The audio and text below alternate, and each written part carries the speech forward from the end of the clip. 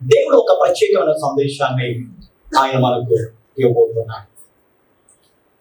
ఆ యొక్క సందేశము నిన్ను నన్ను కూడా ప్రోత్సాహపరిచే సందేశం. ముఖ్యంగా దేవుని యొక్క మాటలు మనల్ని ప్రోత్సాహపరిచే మాట, దేవుని యొక్క మాటలు మనల్ని బలపరిచే మాట, దేవుని యొక్క మాటలు మనలో విశ్వాసముతో ఇక లోకములో ప్రతి పరిస్థితిని ఎదుర్కొనే ధైర్యాన్ని పుట్టించే మాటలు యేసయ్య మాట. ఈరోజు మన మధ్య ఉంచబడిన ఇక సమయంలో కీర్తన 85:12 చరణాన్ని మనం చదువుకుందాం. Psalms 85:12. యెహోవా యెహోవా ఉత్తమమైన దానిని అనుగ్రహించును. అందరం చెబుదామా? యెహోవా. ఇంకొంచెం గట్టిగా యెహోవా. ఇంకొంచెం గట్టిగా యెహోవా. ఉత్తమమైన దానిని అనుగ్రహించును. ఉత్తమమైన దానిని అనుగ్రహించును. మనం నమ్ముకున్న దేవుడు ఉత్తమమైన దానిని ఏం చేస్తాడు? అనుగ్రహిస్తాడు. మాకు ఉత్తమమైనది కావాలి అనేవారు చేతులు ఎత్తమంటే ప్రతి ఒక్కరు మనం చేతులు ఎత్తుతారు. ఉత్తమమైనది మా యొక్క జీవితంలో మేము పొందుకోవాలి. ఆ ఉత్తమమైనది నీ యొక్క జీవితంలో పొందుకోవాలంటే ఉత్తముడైన దేవుని ద్వారా మాత్రమే సాధ్యం. అందుకని బైబిల్ చెబుతుంది, యెహోవా ఉత్తముడని రుచి చూచి తెలుసుకోవాలి.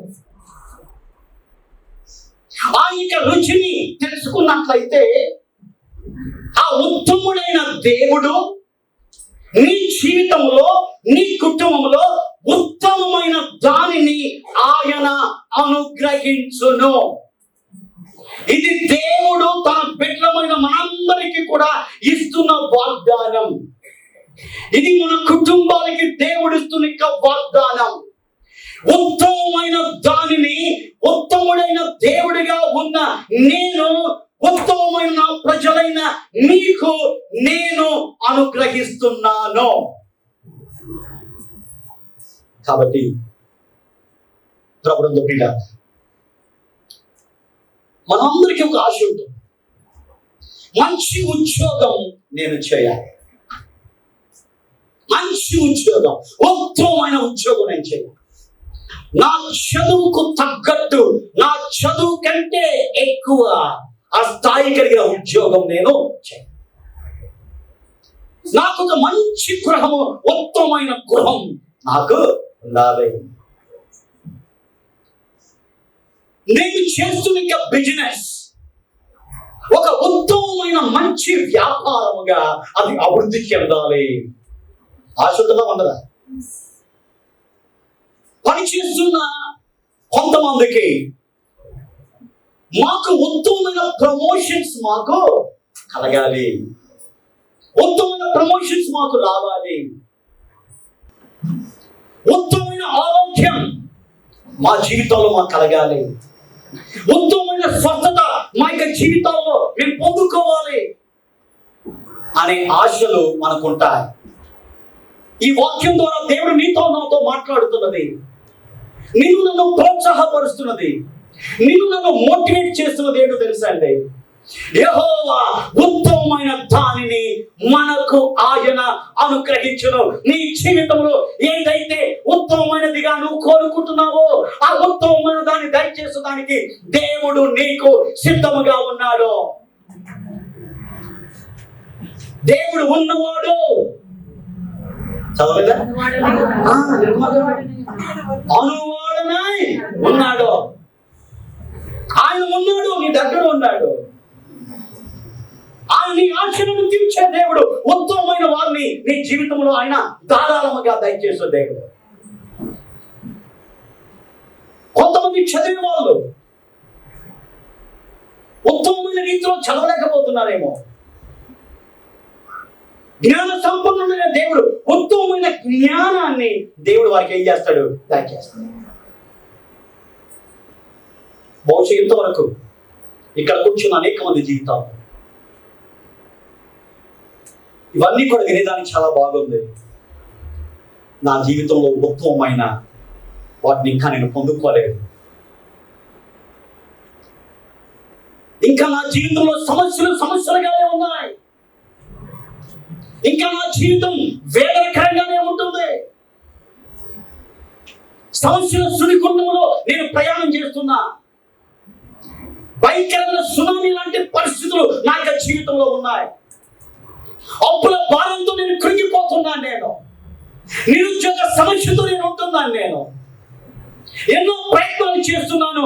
నేను ఏం చేస్తున్న ప్రయత్నమైనా కానీ అది సఫలీకృతం కావట్లేదు. ప్రతిదీ కూడా విఫలం అవుతుంది. ఎన్నో సంవత్సరాలు చదువుకుంటున్నాను ఒక ఇల్లు కొనుక్కోవాలని, ఒక స్థలం చూసుకోవాలని, కానీ జరగట్లేదు నా జీవితంలో. ఒకవేళ అలాంటి పరిస్థితుల్లో ఉన్నట్లయితే నీకు శుభవార్త. It's a great news and it's a great news. It's a happy news to you. ఇది సంతోషకరమైన శుభవార్త. దేవుడు ఈ రోజు నీతో మాట్లాడుతున్న సూటిగా, నా ప్రియ కుమారుడా, నా ప్రియ కుమార్తె, నేను ఉత్తమమైన దేవుడను. ఉత్తమమైన వాటిని మీకు నేనేం చేస్తాను, నేను అనుగ్రహిస్తాను. ఉత్తమమైన వాటిని దేవుని ద్వారా మనం పొందుకోవాలంటే మనం చేయవలసిన ఒకే ఒక పని. ఈ ఒక్క పని చేయి, నీ తలరాత మారిపోతుంది. నువ్వు ఉంటున్న స్థితిలో నుంచి దేవుడు నీకు ఒక గొప్ప అభివృద్ధిని దయచేస్తాడు. నువ్వు ఉంటున్న పరిస్థితిలో నుంచి దేవుడు నిన్ను అధికంగా ఆయన హెచ్చిస్తాడు. ఇంతవరకు తోకగా ఉన్న నిన్ను ఆయన తలగా ఉంచుతాడు. ఇంతవరకు అందరి దగ్గర అడిగే నిన్ను ఒకరికి ఇచ్చేవాడిగా దేవుడు నిన్ను దీవిస్తాడు. నువ్వు చేయవలసింది ఒకటి, అదేంటంటే simple, but we will not do it. ఏంటది? ప్రేయర్, ప్రార్థన. సింపుల్. ఇది ఎవరైనా చేయొచ్చు. బైబిల్ చదవాలంటే నీకు చదువు రావాలి. బైబిల్ చదవాలంటే బైబిల్ నీ దగ్గర ఉండాలి. కానీ ప్రార్థన చేయాలంటే, ఈ లోకంలో ఎంత మాట్లాడతావు నువ్వు? ఇతరులతో ఎంతగా మాట్లాడతావు? దేవునితో మాట్లాడటమే ప్రార్థన. ఇతరులతో మాట్లాడితే నువ్వు మాట్లాడిన వాటిలో తప్పులు వెతుకుతావు. కానీ దేవునితో మాట్లాడితే దేవుడు నీ హృదయంలోని యొక్క భాషను అర్థం చేసుకుంటాడు. నీ పెదవుల యొక్క భాష ఎలాగున్నా కానీ ఆయన పట్టించుకోడు. మనుషులు ఒక రకంగా ప్రవర్తిస్తారు నీ మాటలను బట్టి. అది చాలా వరకు మనకి జీవితంలో అనర్థానికి దారి తీస్తుంది. కానీ దేవునితో నువ్వు మాట్లాడే ప్రతి మాట నీ జీవితంలో అద్భుతాన్ని దేవుని ద్వారా దయచేయబడుతుంది. దేవుడు ప్రేమ కలిగిన వాడు. అందుకని అందరూ సులభంగా చేయగలిగే ఇక అద్భుతమైన సాధనాన్ని ఆయన మనకి ఇచ్చాడు. మెలకువగా ఉండి ప్రార్థన చేయండి. విసుకగా నిత్యం ప్రార్థన చేయండి. అడుగుడి మీకు ఇవ్వబడును, వెదకుడి మీకు దొరుకును, తట్టుడి మీకు తీయబడును. ఇవన్నీ మనకు తెలుసు. ప్రార్థన యొక్క శక్తి మనకు తెలుసు. పరలోక శక్తిని భూలోకానికి దించగలిగేది ప్రార్థన. పరలోక శక్తి ఎలాంటిది? ప్రార్థన శక్తి ఎలాంటిది? సృష్టిని స్తంభింప చేస్తుంది ప్రార్థన. శత్రువులను మిత్రులుగా మార్చింది ప్రార్థన. స్వభావాన్ని మార్చివేసింది ప్రార్థన. కాకి స్వభావం ఏంటండి? కాకి స్వభావం ఏంటి? తింటే ఎత్తుకుపో. ఆ స్వభావాన్ని మార్చింది ఏంటి? ఏలియా చేసిన ఒక ప్రార్థన. కాకోలముతో ఏలియాని దేవుడు పోషించాడు. కరువులో దేవుడు తన యొక్క దాసుని ఏం చేశాడు? శ్రేష్టమైన వాటితో ఏం చేశాడు? పోషించాడండి. ఎందుకంటే దేవుడు ఉత్తముడు. ఆ ఉత్తమమైన దేవునికి నువ్వు చేయవలసింది ఏంటంటే, నీకు లోకంలో అనేకమైనవి దేవుని కోసం నువ్వు చేస్తున్నావు. కానీ దేవుని కోసం నువ్వు చేసే ఒక ఉన్నతమైన ఒక గొప్ప పని ఏంటో తెలుసా? ప్రార్థన. ఎక్కడైనా నువ్వు ప్రార్థన చేయొచ్చు. ఎక్కడైనా నువ్వు ప్రార్థన చేయొచ్చు. కాబట్టి ఇప్పుడు ఉంది పీరా, దేవుడు ఏం చేస్తాడు తెలుసా? ఉత్తమమైన దాన్ని ఏం చేస్తాడు? అనుగ్రహిస్తాడు. అలాంటి ఉత్తమమైన దాన్ని నీ జీవితంలో, నీ కుటుంబంలో నువ్వు పొందుకోవాలంటే, దేవుని ద్వారా అనుగ్రహించబడాలంటే, కుటుంబముగా, సంఘముగా, వ్యక్తిగతముగా మనమందరము కూడా ఆ ఉన్నతమైన దేవుని దగ్గరికి వెళ్ళి ఉన్నతమైన ప్రార్థన జీవితాన్ని మనం కలిగి ఉన్నప్పుడు ఉన్నతమైన దేవుడు మన యొక్క జీవితాల్లో ఉన్నతమైన వాటిని ఏం చేస్తాడు? అనుగ్రహిస్తాడు. నువ్వు చేసే ప్రతి ప్రార్థనకు దేవుడు 3 రకాలుగా జవాబిస్తాడు. అనేక సార్లు చెప్పాను నేను. కానీ ఈరోజు ఒక నూతనమైన విధానంలో చెప్తాను నేను. మనం చేసే ప్రతి ప్రార్థనను చేయవలసిన రీతిలో నువ్వు చేస్తూ, సరైన రీతిలో నువ్వు చేస్తూ, దేవునికి ఇష్టమైన ప్రార్థనగా నీ ప్రార్థన ఉన్నప్పుడు,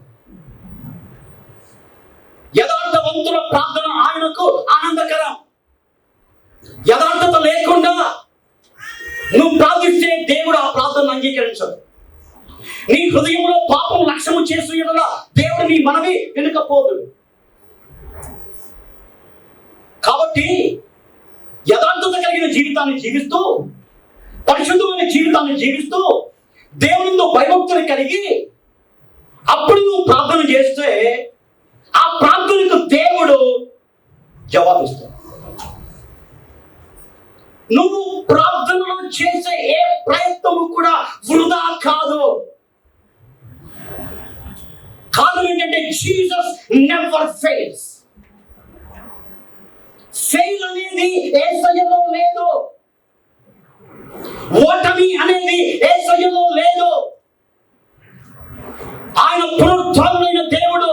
He is a victorious God. He is having a victory. He will give victory in our lives.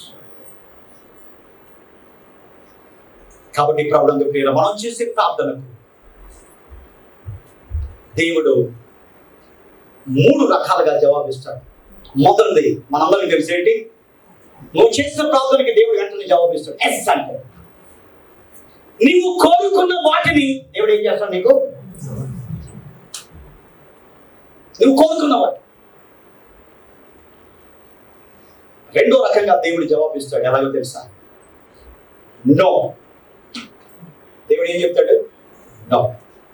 ఎందుకు దేవుడు నో చెప్తున్నాడు?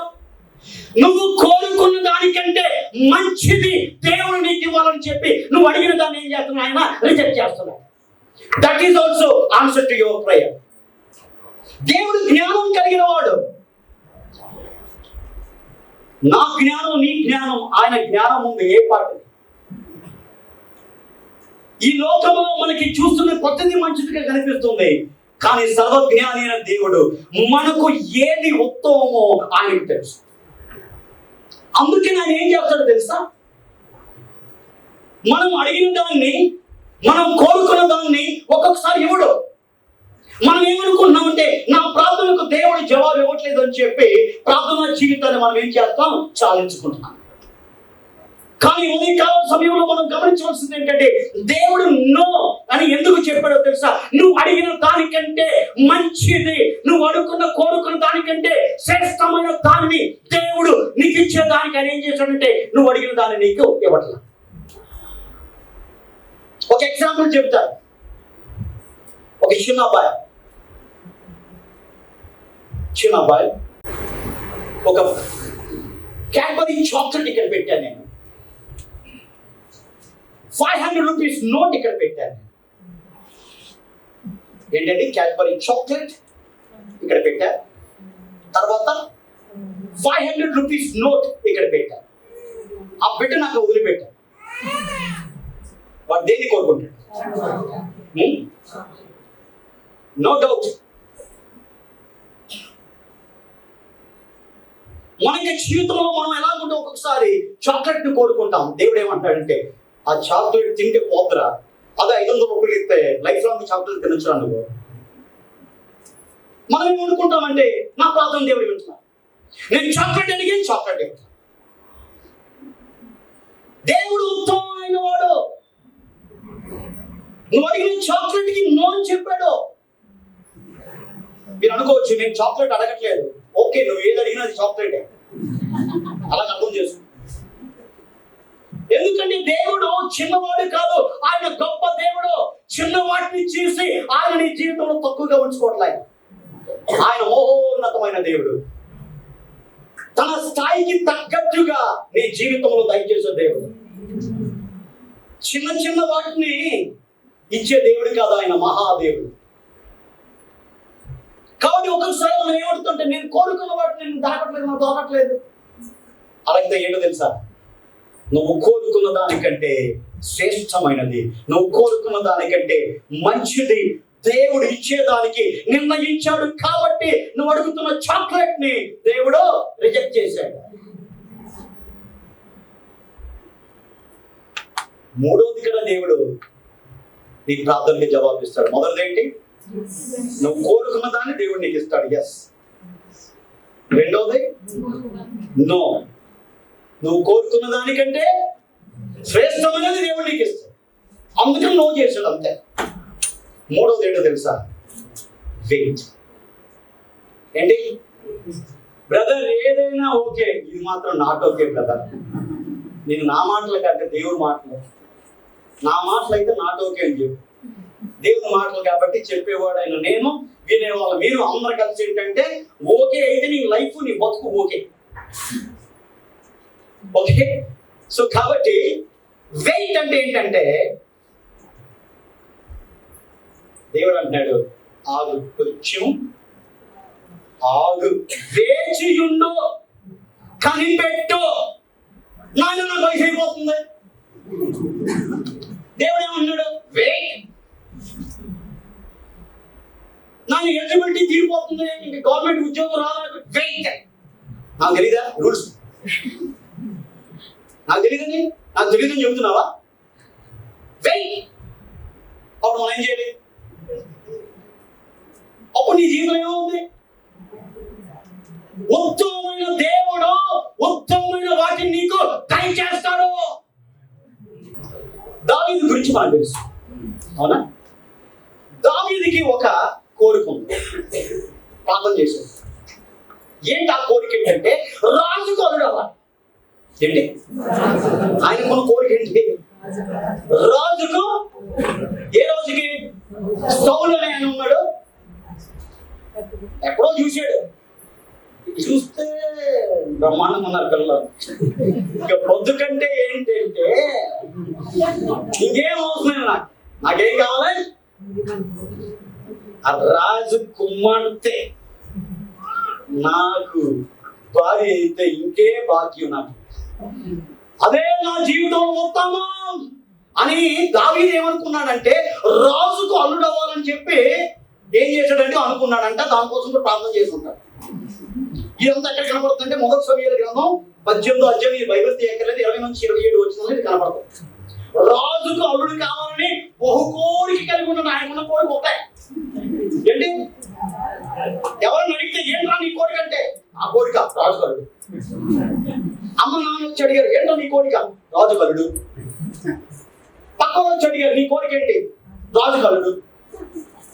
నోరితే రాజు కలుడు, రాజు కలుడు, రాజు కలుడు. కానీ దేవునికున్న ప్రణాళిక ఏంటి? ఉదే బుద్ధిహీనుడా, ఏంట్రా నువ్వు అడిగేదే? రాజు కలుగా. నేను నా ప్రణాళిక ఏంటంటే నిన్ను రాజునే చేస్తాను. నేను నువ్వేం చేస్తావు? చక్కగా అడుగుతున్నావేంట్రా? రాజు అయితే ఆటోమేటిక్ రాజ్యం వస్తుంది, తర్వాత అల్లుడు అయిపోతావు. ఇంకా రాజ్యం వచ్చిన తర్వాత రాజు ఏమో నీ కాళ్ళ దగ్గరికి వస్తాడు. ఇప్పుడు వాళ్ళ కాళ్ళ దగ్గర నువ్వు వెళ్ళాలి. ఏంటి? నా ఇష్టానుసారమైన మనుషుడివి రాజు కాళ్ళ దగ్గరికి వెళ్ళి నీ కుమార్తెని అడుగుతావా? ఎంత చీపురా. కానీ దేవుడు ఏం చేస్తాడంటే కృప కలిగిన వాడు కదా. ఒక్కసారి అడిగి ఏం చేస్తాడు? ఆయనకి ఇష్టం లేకపోయినా కానీ నేను బాధపడటం లేకుండా నువ్వు కోరుకున్న వాటిని. ఇక్కడ ఏం జరిగింది? మామ సాధారణమైనడు కాదు, మామ కత్తి క్యాండిడేట్. ఏం చేశాడంటే మామ ఇక దావీదుకు గురిగా ఉండేదానికి, అంటే దావీదు జీవితానికి గురిగా ఉండేదానికి, దావీదు జీవితంలో శాపంగా ఉండేదానికి, దావీదు జీవితంలో నష్టపరిచేదానికి, దావీదుని చంపేదానికి, గురిగా ఉండేదానికి ఎవరిని నియమించాడు? తన కుమార్తెని ఇద్దామని చెప్పి ప్లాన్ చేశాడు. కొంతమంది ఇక్కడ సౌలు సేవకులు వెళ్ళి దావీదుని అడిగారు, దావీదు నీకున్న ఆశ ఏంట్రా? ఇన్నిసార్లు చెప్పాలి, రాజు కావాలి. చూడు, వాళ్ళైతే గోల్డెన్ ఆపర్చునిటీ. ఈ విషయం మేము ఏం చెప్పాము, అప్పుడు సౌలు ఒక పని చేయమని చెప్పాడు. ఏంటంటే నువ్వేం చేయాలంటే ఫిలిష్తీయుల్లో 100 మందిని చంపి నువ్వు వారికి ముందోళ్ళు అని బైబిల్ రాబడుతుంది, ఆ ముందోళ్ళు నువ్వు తీసుకొచ్చి ఏం చేయాలి? సౌలుకి ఇస్తే అప్పుడు వెంటనే వాడు ఏం చేస్తాడు? దేవరని దీవెనలు పడబడి చేస్తాడు, మంగళమే యేసునకు పడబడి చేస్తాడు, తాను కూడా నువ్వు కొనకలు ఆడగడి చేస్తాడు. రెడీ అయిపో, ఓ సూపర్ అని మనోడు జోస్తో ఏమై చేసాడు తెలుసా? 100 మందిని కాదు 200 మంది చెప్పుకొని తీసుకొచ్చాడు. అంటే భార్య కోసం రాజు కరుడు అవ్వాలని చెప్పి ఏం చేసి 200 మంది చంపాడంట. ఎవరిని? 200 మంది ఫిలిష్తీయులను చంపి వాళ్ళ ఇంకా ముందు వాళ్ళని తీసుకొచ్చి ఏం చేశాడంటే పెట్టినప్పుడు ఇంకేమంటాడు ఇంకా సౌలు? దీని ద్వారా గమనించవలసింది ఏంటంటే, మనం దేవుడు దావీదును రాజుగా చేయాలని, ఉత్తమమైన దాన్ని ఇవ్వాలని అని ఏం చేశాడు? ప్రణాళిక కలిగి ఉన్నాడు. కానీ రాజు అల్లుడు కావాలని దావీదు, దేవుడు ఉత్తమమైన వాటిని మనకి జీవితంలో ఆయన ధారాళముగా దయచేసే దేవుడు. కాబట్టి నీ లైఫ్ లో, నా లైఫ్ లో కూడా మనం చేయవలసిన పని ఏంటంటే, ఉత్తమమైన దేవుని కలిగి ఉన్న మనం ఉత్తమమైన వాటిని మనకి జీవితాల్లో పొందుకునే వారికి కూడా మనం ఏం చేద్దాం? వేచి ఉందాం. ఇంకొకటి చెప్పి నేను ముగిస్తాను, అందరూ తెలిసిందే. అదేంటంటే, ఇదంతా అయిన తర్వాత ఇది 2 సమూయేలు గ్రంథం 2వ అధ్యాయంలో కనపడుతుంది. మొదటి 4 వచనాలు. కొంతమంది ఉన్న బలంగా ఎక్కడికి వచ్చారు? దావీదు దగ్గరకు వచ్చారు. దావీదు దేవుని దగ్గర విచారం చేశాడు, నాయన ఎక్కడికి వెళ్ళాలి? అప్పుడు ప్రార్థన చేసినప్పుడు దేవుడు చెప్తాడు, నువ్వు హెబ్రోన్కి వెళ్ళు. హెబ్రోన్లో ఏం చేయాలి? హెబ్రోన్లో ఉండు, అంతే, ఇంకో అడగం, హెబ్రోన్లో ఉండు. అవునా అని చెప్పి ప్రార్థన చేస్తుందో ఎక్కడికి వెళ్ళాడు దావీదు? హెబ్రోన్లో ఉన్నాడు. హెబ్రోన్లో ఉన్నప్పుడు ఒకరోజు షైగా కొంతమంది వచ్చారు. వాళ్ళు ఎవరంటే, వాళ్ళు ఒక వంశం వాళ్ళు వచ్చారు. ఇక ఇశ్రాయేలుకి ఎన్ని గోత్రాలు చెప్పండి? ఎంతమంది అండి? 12 మందిలో ఒక గోత్రం మాత్రం వచ్చారు. వాళ్ళు వచ్చి ఉన్న పరంగా దావీదు ఏం చేశారు? రాజుగా అభిషేకం చేశారు. సాధారణంగా రాజుగా అభిషేకం చేయాలంటే దావీదు ఏం చేయాలి? యుద్ధం చేయాలి, కొంతమంది జయించాలి. కానీ దేవుడు ఉన్నతమైన వాడిని ఇచ్చేవాడు తప్ప, నీ యొక్క కృషి లేకుండా నీ జీవితంలో ఉన్నతమైన వాడిని దేవుడు ఏం చేస్తాడు? దావీదుకి ఏం చేశాడు? రాజుగా పట్టాభిషేకం జరిగింది. ఎంతో తగ్గిందా? 7.5 సంవత్సరాలు యూదా గోత్రాన్ని దావీదు ఏం చేశాడు? ఇశ్రాయేలులో 12 గోత్రాలు ఉంటే ఒక గోత్రం మాత్రమే, అది యూదా గోత్రం వచ్చి ఇశ్రాయేలుకు రాజుగా, అంటే యూదా గోత్రానికి రాజుగా దావీదును అభిషేకించారు. ఇక 11 గోత్రాలు మాత్రం దావీదును రాజుగా అభిషేకించారు. 7.5 సంవత్సరాలు వెయిట్ చేశాడు. తొందరపడలా. ఆ 11 గోత్రాల దగ్గర దూతలు పంపలా. తన ప్రయత్నం ఏం చేయాల? ఒకటి చేశాడు, నాయన నువ్వు నా ఉత్తమమైన దానిని నాకు. తర్వాత ఏం జరిగిందో తెలుసా? 2వ సమూయేలు 5వ గ్రంథానికి వచ్చినప్పుడు, 5వ అధ్యాయానికి వచ్చినప్పుడు మొదటి 3 వచనాల్లో ఇశ్రాయేలు యొక్క సకల గోత్రములు, అంటే మిగతా 11 గోత్రాలు కలిసి ఏం చేశారు? దావీదుని రాజుగా. ఇది జరిగిన దానికి దావీదు ఏమైనా యుద్ధం చేశాడు? దావీదు ఎఫర్ట్ ఏమైనా ఉందా అసలు చెప్పండి? ఒక ఎఫర్ట్ మాత్రం పెట్టాడు. దేవుని దగ్గర విచారణ చేశాడు, దేవునికి ప్రార్థన చేశాడు, దేవుణ్ణి అడిగాడు. దేవుడు చెప్పిన ప్రకారం హెబ్రోనుకు వచ్చాడు. ఎప్పుడైతే దేవునికి మాట విన్నాడో, ఎప్పుడైతే దేవునికి ప్రార్థన చేశాడో, వెంటనే దేవుడు ఒక ఉన్నతమైన దానిని దేవుడు ఎవరికి ఇచ్చాడు? దావీదుకి ఇచ్చాడు. ఆ యొక్క ఇశ్రాయేలు 12 గోత్రాలకి రాజుగా దేవుడు ఏం చేశాడు? అభిషేకించాడు. కాబట్టి నీకు జీవితంలో దేవుని యొక్క సమయం కోసం నువ్వు వేచి ఉన్నప్పుడు, దేవుడు కార్యము చేసి నీకు కావలసింది నిన్నే వెతుక్కొని నీ దగ్గరకు రాగలిగే రకంగా దేవుడు ఉన్నతమైన దాన్ని నీ జీవితంలో చేస్తాడు. నువ్వు ఎటక్కడెల్లా దావీదు వెళ్ళా, నన్ను రాజుగా చేయండి, రాజుగా చేయండి అని. యోధా గోత్రమే ఎవరి దగ్గరికి వచ్చింది? హెబ్రోనుకు వచ్చింది. మిగతా 11 గోత్రాలు ఎక్కడికి వచ్చినాయి? దావీదు దగ్గరకు వచ్చినాయి.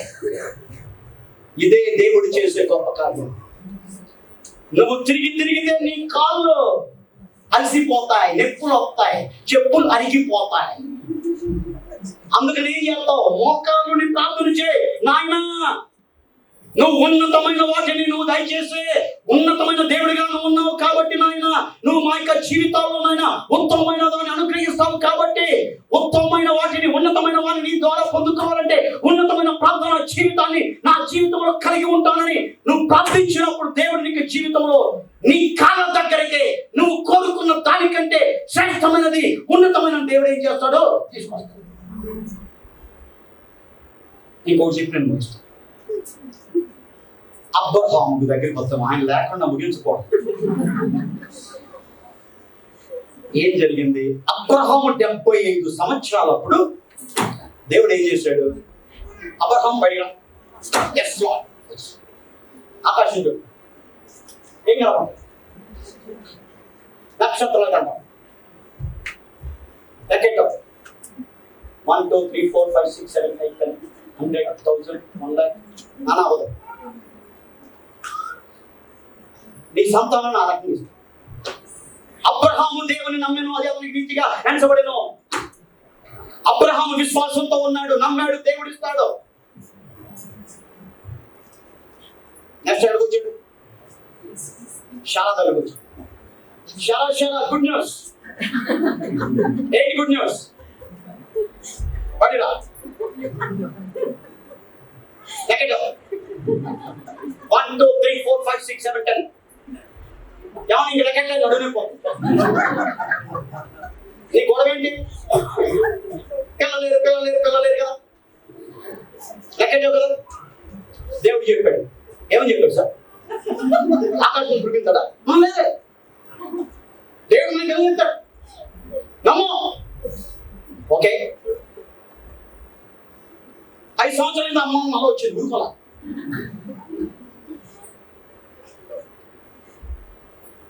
అబ్రహాముకి ఎప్పుడు వయసు ఎంత అంటే 85 ఉంది, ఈవికి 75, 10 సంవత్సరాల డిఫరెన్స్ వచ్చింది. ఏమంటే సూచనలు ఏమో ఉన్నాయి, కనపడతలేదు నాకు. బయటిగా లెక్కట 1 2 3 4 5 6 నేపోతున్నాను. అదే 90 వచ్చేసింది. అబ్రహాంకి ఎంత? 100. ఏమండి డాక్టర్ దగ్గరికి వెళ్ళా. డాక్టర్ గారు నో, డాక్టర్ పక్క చూసి ఏమన్నా వీడు ఏంటి నీకు కలిగిలవా? 20 సంవత్సరాలు నీకు, 22 నీకు వయసు ఎంత? వయసు ఎంత నీకు? 90 ఇది కంటవా? నేను ఎక్కడ పిచ్చున్నా నీకు? నేను